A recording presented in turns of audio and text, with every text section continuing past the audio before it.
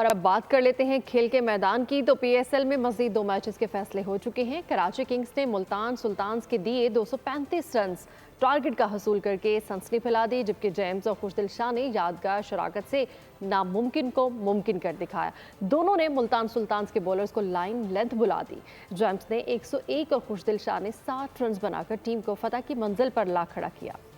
Karachi Kings کے batters کی ناقابل فراموش بلے بازی، ایک وقت میں ناممکن دکھائی دینے والا ٹاسک پورا کر کے سنسنی پھیلا دی۔ جیمز وینس اور خوشدل شاہ نے ملتان سلطانز کے بولرز کا حشر نشر کر دیا، ایسا لاٹھی چارج کیا کہ حریف بولرز کے لیے کوئی جائے امان نہ رہی۔ جیمز وینس نے شاندار سینچری اسکور کی، خوشدل شاہ نے 50 اسکور کی۔ دونوں کی شراکت نے کراچی کنگز کو میچ میں فاتح بنا دیا۔ ملتان سلطانز نے 234 رنز کا مجموعہ اسکور بورڈ پر سجایا۔ کپتان محمد رضوان 105 رنز بنا کر ناقابل شکست پویلین لوٹے۔ مائیکل بریسویل 44 رنز بنا کر ناٹ آؤٹ رہے۔ کامران غلام نے 36 رنز کی اننگز کھیلی۔ اس سے پہلے کھیلے گئے معرکے میں کوئٹہ گلیڈیٹرز نے پشاور زلمی کو 80 رنز سے شکست دے دی۔ 217 رنز ہدف کے تعاقب میں پشاور زلمی کی ٹیم 136 رنز پر آؤٹ ہو گئی۔ فاتح ٹیم کے ابرار احمد 4 شکار کرنے پر میچ کے بہترین کھلاڑی قرار پائے۔